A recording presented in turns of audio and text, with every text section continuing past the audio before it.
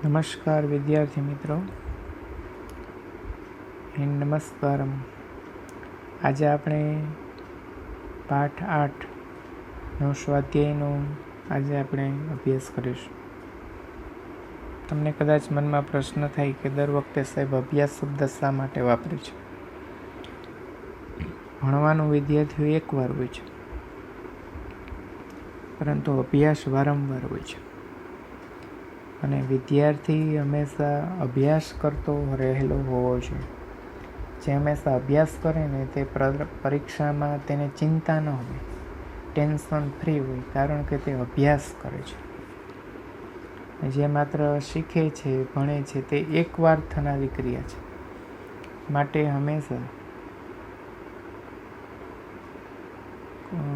શીખવાની ટ્રીક, યાદ રાખવાની ટ્રીક એ કે કોઈ પણ ચેપ્ટર, કોઈ પણ ટોપિક તેને અઠવાડિયામાં રિવિઝન એકવાર થવું જોઈએ. શીખ્યા બાદ તેનો અભ્યાસ થવો જોઈએ. ત્યારબાદ 1 મહિને થવો જોઈએ. ત્યારબાદ 1 મહિનો થાય વિદ્યાર્થીઓ તે ટોપિકનો, એટલે તમને યાદ રહી છે. અને જ્યારે આવા સ્ટેપ બાય સ્ટેપ ફોલો કરીએ પછી જ્યારે પરીક્ષા નજીક આવે ત્યારે સિંહાવલોકન થાય. એટલે વિદ્યાર્થીઓ એ અભ્યાસ થનારી પ્રક્રિયા આવે, ભણવું તે બરાબર. એટલે હું અભ્યાસ કરું. તેમાં પણ ગ્રામર તે ટોપિક તો અભ્યાસ જ ગણવામાં આવે બરાબર. પ્રશ્ન નંબર 1, નીચેના શબ્દોનું ઉચ્ચારણ સાથે અનુલેખન કરો. તો સૌરાષ્ટ્ર પ્રદેશે માત્રાવાલઃ કૃષિ વાટિકા ક્ષતિગ્રસ્ત શુશ્રૂષામ મનુષ્ય સિંહયો સત્ય પ્રસંગસ્ય સહાયતાર્થમ બરાબર. પ્રશ્ન 2, પાઠના આધારે નીચેના પ્રશ્નોના જવાબ સંસ્કૃતમાં આપો અને લખો. તેનો ડાયરેક્ટ જવાબ બોલું છું. માત્રાવાલઃ ગ્રામસ્ય નામ મોટી મોણ પરી ઇતિ બરાબર. પેલો એવો છે પ્રશ્ન, હું સમજાવી દઉં. માત્રાવાળાના ગામનું નામ શું છે બરાબર, અથવા માત્રાવાડ ગામનું નામ શું છે બરાબર. તો તેનો જવાબ આવશે માત્રાવાડ ગામનું નામ મોટી મોણ પરી હતું બરાબર. હવે બીજું, નદ્યાઃ તટે કસ્ય કૃષિવાટિકા આસીત,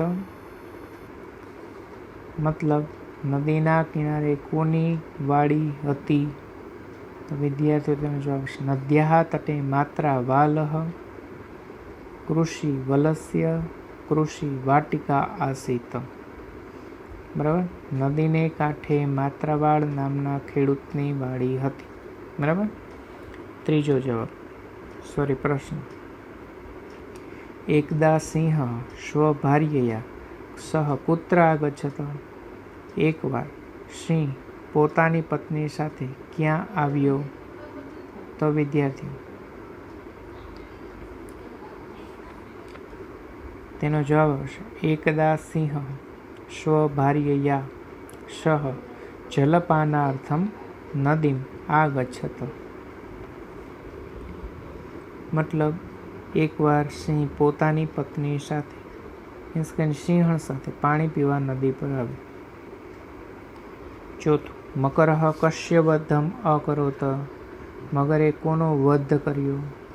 તો તેનો જવાબ મકરઃ સિંહસ્ય ભાર્યાયાઃ વધમ અકરોત. પાંચમું, કઃ ક્ષતિગ્રસ્તસ્ય સિંહસ્ય શુશ્રૂષામ અકરોત. તેનો જવાબ માત્રાવાલ નામ કૃષકઃ ક્ષતિગ્રસ્તસ્ય સિંહસ્ય શુશ્રૂષામ અકરોત બરાબર. તેનો પ્રશ્ન એવું કહેવા માંગે છે કે ક્ષતિગ્રસ્ત એટલે કે ઘાયલ થયેલા સિંહની સારવાર કોણે કરી? તો જવાબ માત્રાવાળ બરાબર. હવે આવે છે વિદ્યાર્થીઓ પ્રશ્ન નંબર 3. પ્રશ્ન 3 શું કહે છે? ઉદાહરણમાં બતાવ્યા પ્રમાણે ક્રિયાપદોના રૂપોમાં પરિવર્તન કરો. પાઠમાં તેનો ઉપયોગ ક્યાં થયો છે તે શોધો. તો વિદ્યાર્થીઓ, ક્રિયાપદોના રૂપોમાં પરિવર્તન કરો. બરાબર, અહીં લખ્યું છે દ્રશ્ય અને પછી લખ્યું છે અપશ્યત. બરાબર, તો વિદ્યાર્થીઓએ કરવાનું શું છે ખબર?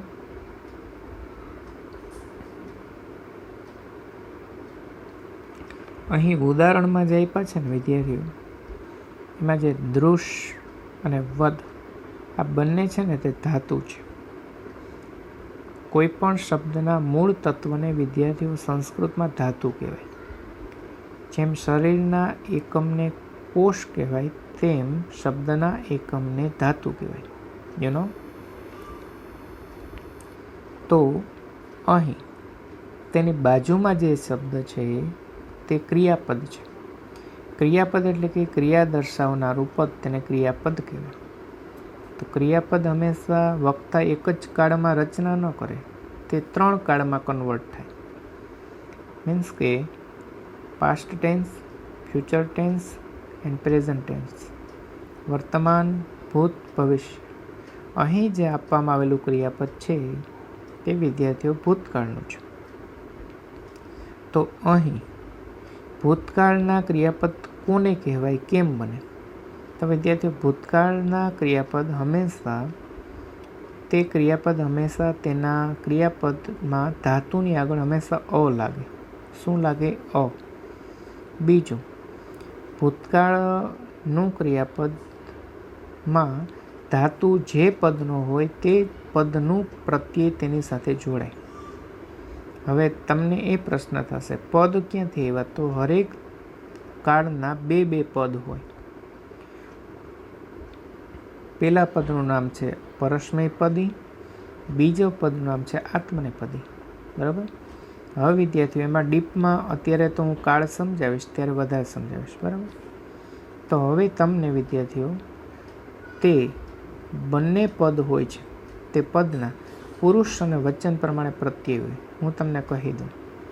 પરસ્મૈપદી ભૂતકાળના પ્રત્યય અમ વમ શ તમ ત તામ અન. આ થયા ભૂતકાળ પરસ્મૈપદી. હવે તેના આત્મનેપદીના ઈ વહી મહી થાસ સીથામ ધ્વમ ત ઈતામ અંત. બરાબર, આ થયા તેના વિદ્યાર્થીઓ આત્મનેપદી.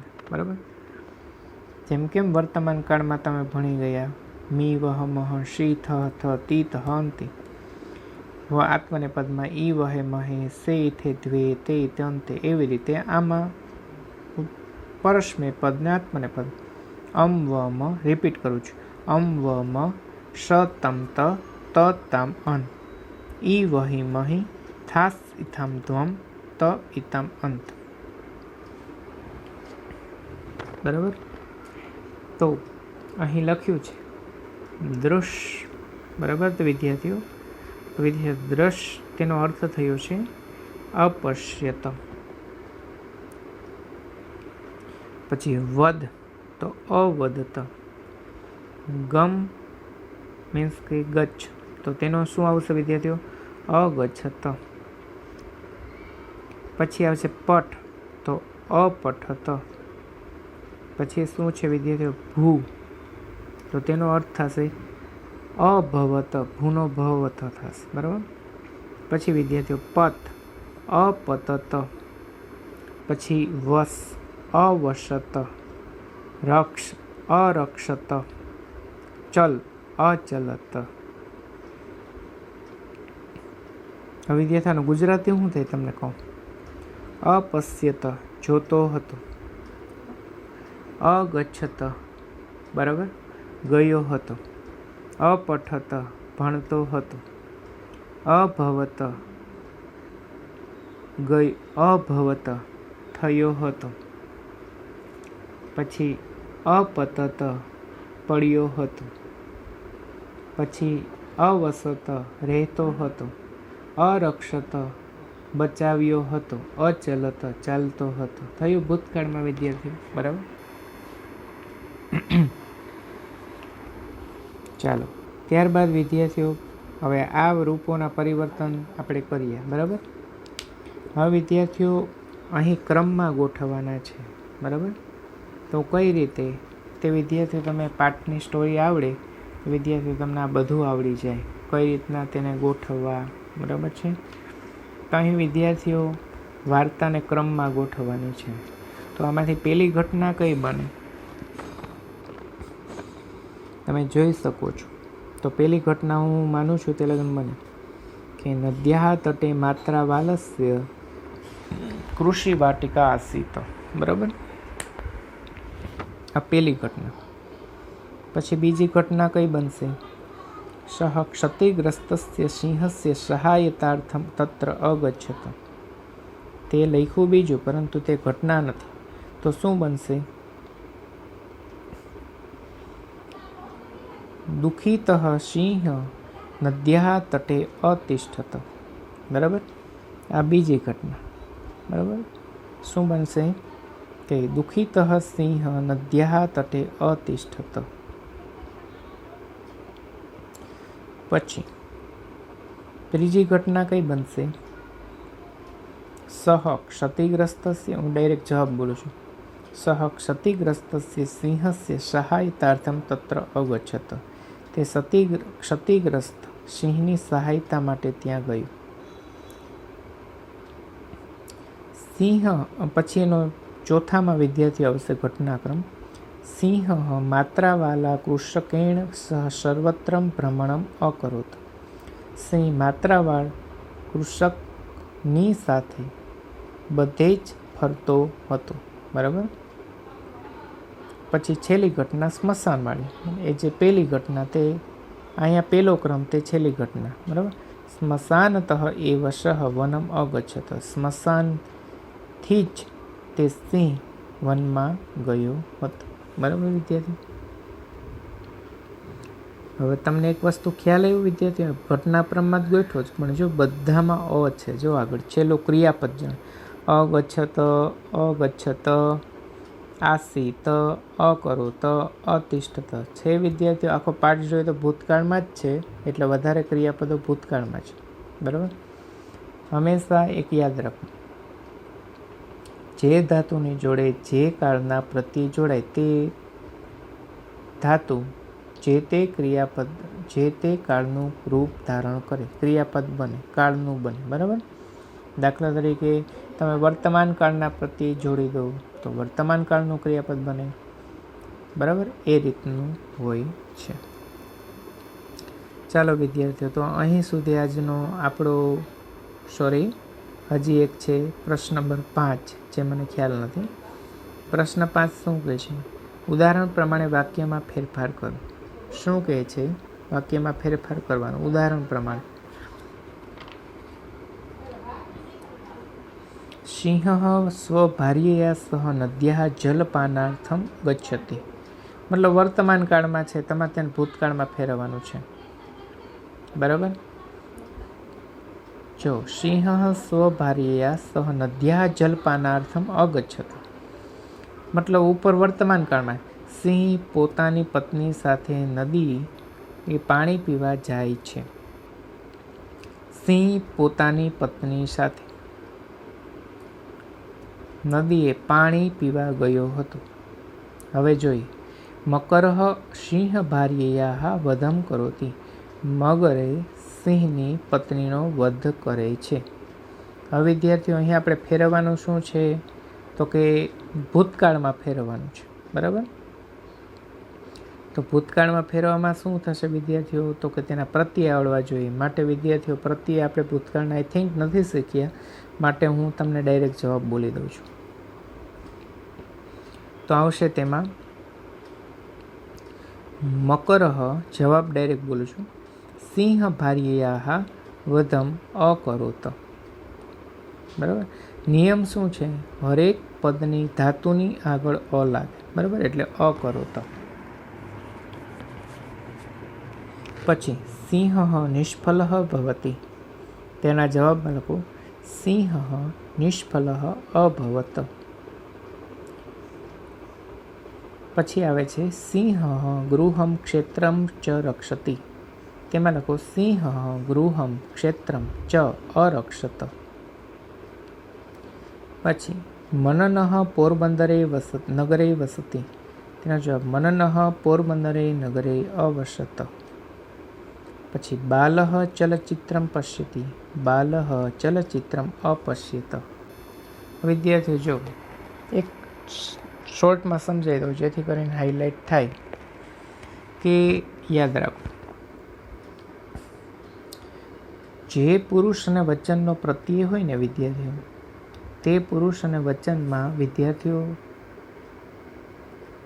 તમારે એક કાળમાં ગોતવાનું રહે, જે કાળમાં ફેરવવાનું છે. અહીં ઉદાહરણમાં જો વિદ્યાર્થીઓ પહેલું વાક્ય છે ને તે વર્તમાન કાળમાં છે. હવે ફેરવવાનું શેમાં છે તો કે ભૂતકાળમાં. કારણ કે આપણે સેન્ટેન્સમાં નોટિફિકેશનમાં તો કહી દીધું કે પ્રશ્ન 5 શું કહેવા માગે છે કે ઉદાહરણ પ્રમાણે વાક્યમાં ફેરફાર કરો. તો ઉદાહરણ શું કહે છે? ઉદાહરણમાં ખાલી ક્રિયાપદનો જ હંમેશા ફેરફાર છે, બાકી બધું સેમ છે. ગચ્છતિ ને અગચ્છત, જો બાકી બધું સેમ આવેલું આવે છે. તો ગચ્છતિનો અગચ્છત કેમ થયું તો કે ગચ્છતિ તે વર્તમાન કાળમાં ને અગચ્છત તે ભૂતકાળમાં છે. બરાબર. હવે આપણે બધામાં એ રીતના ફેર કર્યું જો, પરંતુ એક યાદ રાખવાનું, હવે બધામાં જો એક સરખું તો જ આવશે. કારણ કે જો બધા ક્રિયાપદમાં વિદ્યાર્થીઓ કરોતી, ભવતી, રક્ષતી, વસતી ને પશ્યતી, આ બધામાં જો તી છે. હવે તી છે ને તે કેટલા પુરુષ વચનમાં છે વર્તમાન કાળમાં? તો તમે કોષ્ટક બોલો, મનમાં પર રાખો. તો કે મી વહ મહ, શી થહ થ, તી તહંતી. તો તી ત્રીજો પુરુષ એક વચનમાં આવે.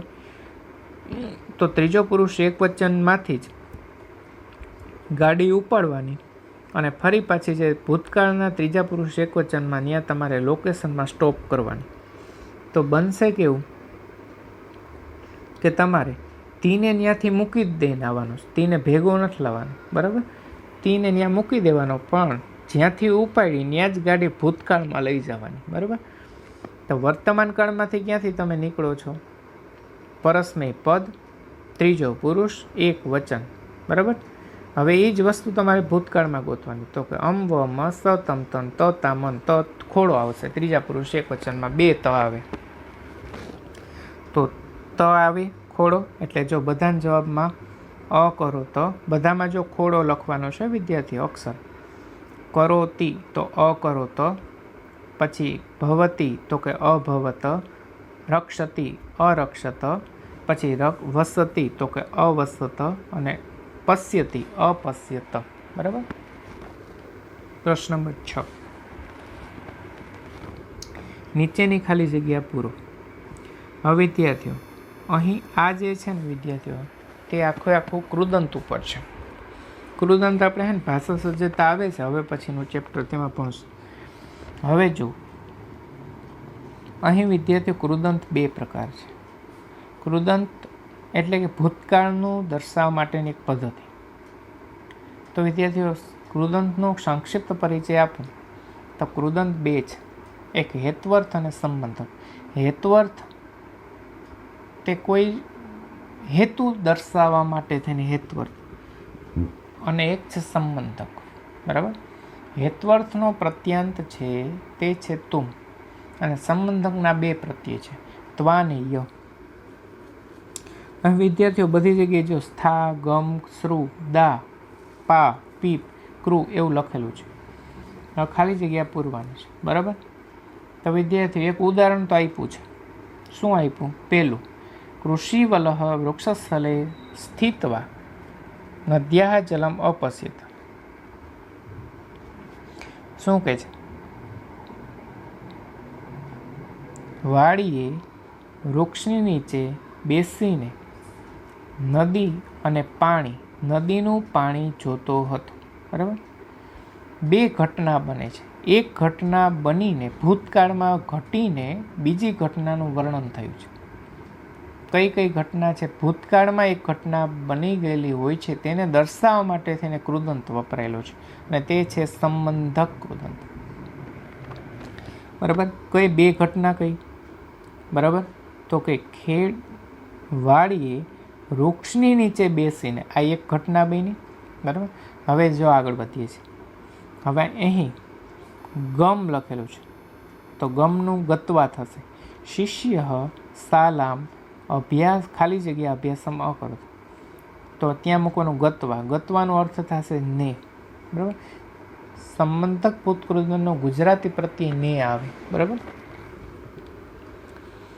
તો શિષ્ય શાલામ ગત્વા, તો કે શિષ્ય શાળાએ જઈને અભ્યાસ કરે છે. શાળાએ જવું ભૂતકાળમાં બની ઘટના, અને અભ્યાસ કર્યો, બરાબર. અકરો તો સોરી, શિષ્યએ શાળાએ જઈને અભ્યાસ કર્યો, બરાબર. તો ત્યાં આવશે ગત્વા, ખાલી જગ્યા. બીજી ખાલી જગ્યા, ભક્ત કથામ ખાલી જગ્યા ભોજનમ અકરોત, તો શ્રુત્વા, ભક્ત કથા સાંભળીને ભોજન કર્યું.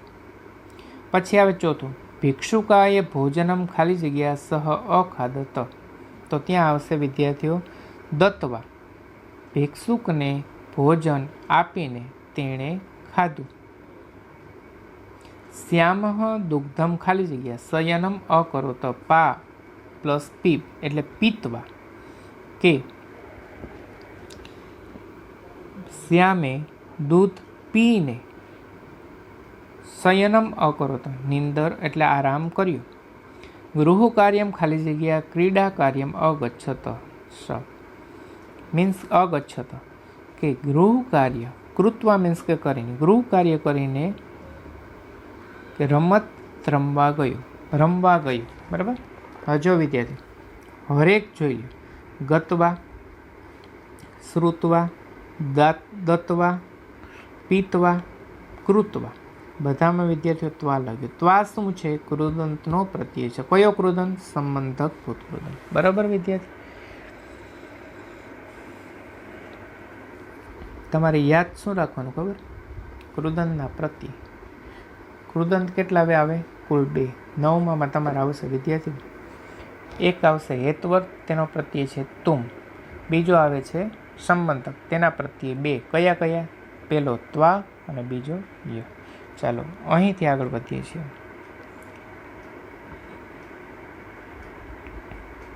તમારા શિક્ષક વાર્તાનો પરિચ્છેદ બોલે તેને તમે ધ્યાનથી સાંભળી તમે નોટબુકમાં લખો.